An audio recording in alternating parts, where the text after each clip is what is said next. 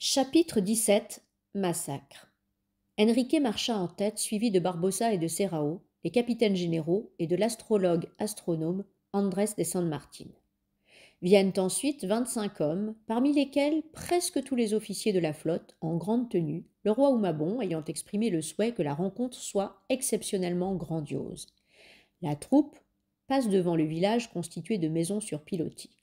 Entre les poteaux qui les soutiennent, porcs, chèvres, chiens, chats et volailles vivent dans un bruyant désordre, ce qui explique que le roi ait organisé le festin qu'il offre à ses hôtes à quelques pas de là, dans la palmeraie. Enrique conduit les visiteurs à travers les palmiers. Sur des nattes sont disposées des écuelles de porcelaine, pleines de figues, d'oranges et de citrons. D'autres contiennent des œufs de tortue. Quelques serviteurs s'empressent, déposant çà et là des vases de vin. Un délicieux fumet de viande grillée flotte entre les troncs. Oumabon est assis dans le fauteuil de velours rouge que Magellan lui a donné pour la cérémonie de son baptême. Il est habillé de sa robe de soie jaune et violette et coiffé de son bonnet rouge. Mais lui seul est ainsi vêtu. Autour de lui, debout, la reine, ses dames, les princes, les notables ne portent qu'un drap ceint jusqu'aux genoux. Barbossa et Serrao, la main sur la poignée de leur épée, s'inclinent devant le souverain, pendant qu'Enrique prend place derrière le trône pour remplir ses fonctions d'interprète. Nous avons en passant déposé dans notre boutique tout ce que vous souhaitez nous acheter, dit Barbossa, y compris, ajoute Serrao, quelques articles que nous n'avons jamais encore mis en vente. Des arbalètes, dont chacune vaut 100 de vos arcs, et même des arquebuses, qui crachent la foudre. Allons, voyons, messieurs les capitaines, dit le roi par la voix d'Enrique. Nous n'allons pas discuter de nos affaires avant de nous être restaurés. Oumabon se lève et, les bras largement ouverts, il invite ses hôtes à s'installer autour des nattes. Barbossa s'approche d'une suivante de la reine avec laquelle il entretient, depuis son arrivée à Zoubou, de tendres liens. Elle lui sourit, il la prend par la main. D'autres matelots, qui n'ont nullement besoin de l'interprète pour exprimer leurs sentiments, rejoignent leurs douces amies, indifférents aux regards fuyants ou jaloux des frères et des maris de ces dames. Asseyez-vous, messieurs, et faites bonne chère, dit le roi, en se faisant servir du vin dans un gobelet d'or. C'est alors qu'un grand bruit, fait de cris et d'entrechoquements de lances, parvient du village. Un homme apparaît, courant, hurlant, poursuivi par des indigènes en armes.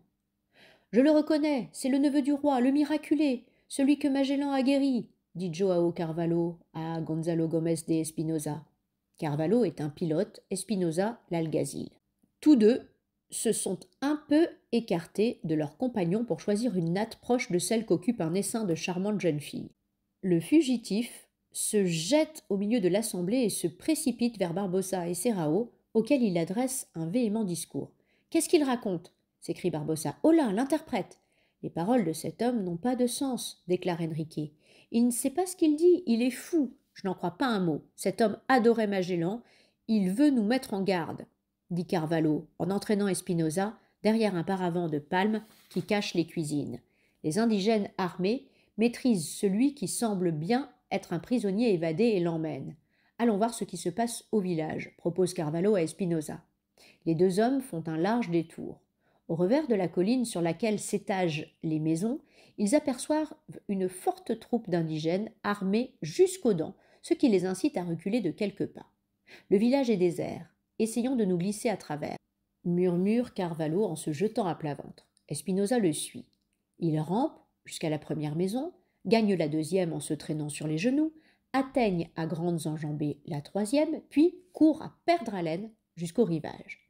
Ils sautent dans une chaloupe et sont hors de portée des flèches lorsque les guerriers du traître Oumabon, qui les ont un peu tard aperçus et poursuivis, sont arrêtés par la mer. Leur joie sera, hélas, de courte durée. On l'a échappé belle, souffle Espinosa, qui n'en tire pas moins de toutes ses forces sur l'aviron. Écoute, dit Carvalho en cessant de ramer. Là-bas, sous les palmiers, les cris d'horreur de leurs compagnons percent au travers des vociférations des indigènes.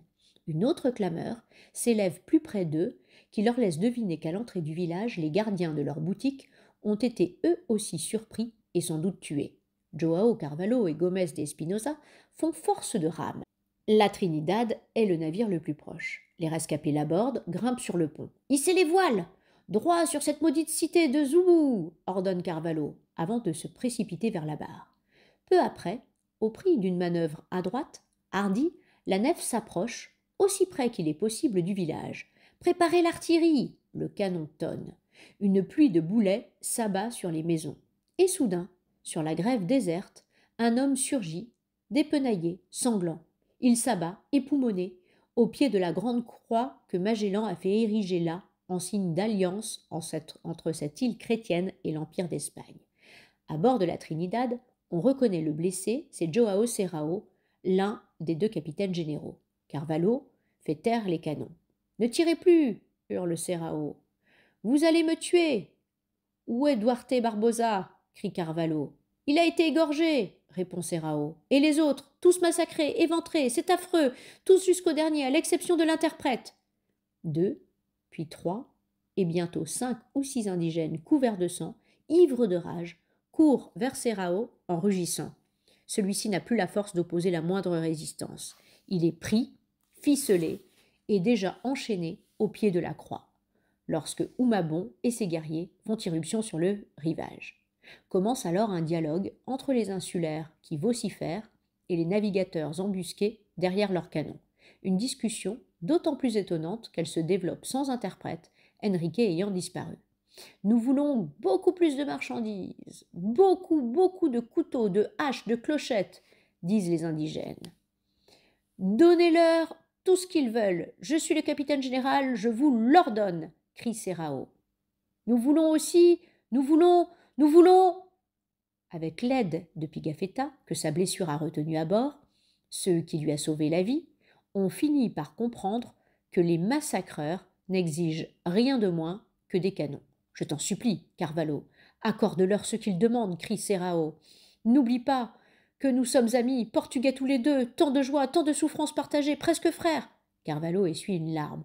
Il hésite, consulte Espinosa, Pigafetta, il tergiverse, discute, et finit par obtenir que l'ennemi se contente de 2 bombardes. Allons, que vos brigands viennent les chercher, lance-t-il, avec un grand geste à l'adresse de Oumabon. Nouvelle palabre, desquelles il ressort que les insulaires attendent qu'une chaloupe leur livre ce qu'ils réclament. Pour qu'ils nous tuent quelques hommes de plus, ou qu'ils les prennent en otage, avant de lancer leur barque à l'assaut de nos navires, rage Carvalho. Il est évident qu'ils ne tiennent plus les Blancs pour des invincibles, note Espinosa. C'est non, traduit Pigafetta, les mains en porte-voix. Des lances se lèvent au-dessus de Serrao. Arrêtez, assassin! Ultime débat, mais les indigènes n'en veulent pas démordre. C'est à la chaloupe d'apporter la rançon. Le soleil commence à baisser à l'horizon. Un silence de mort plane sur la grève, sur les navires. Hissez les voiles. Ordonne tout à coup Carvalho. La Trinidad bouge, glisse, imitée par la Concepción et par la Victoria. Carvalho hurle Serrao, qui comprend la manœuvre. Carvalho, au jour du jugement dernier, tu rendras compte à Dieu de ta désertion. Une lance perce le cœur du malheureux au moment où la proue de la Trinidad s'oriente vers la haute mer. Spectacle horrible. Des dizaines d'autres lances s'acharnent sur le cadavre. Oumabon, vêtu d'un simple pagne mais reconnaissable à son turban, s'agite au milieu des siens. Quels ordres donne-t-il? Quel est donc le sens de sa gesticulation? Bientôt tout devient clair. La grande croix de bois s'abat sur le corps supplicié du capitaine général. Toutes voiles dehors, les 3 nefs s'éloignent, mais elles n'ont pas encore disparu à l'horizon, et déjà il ne reste plus rien de l'œuvre de Magellan sur l'île de Zoubou.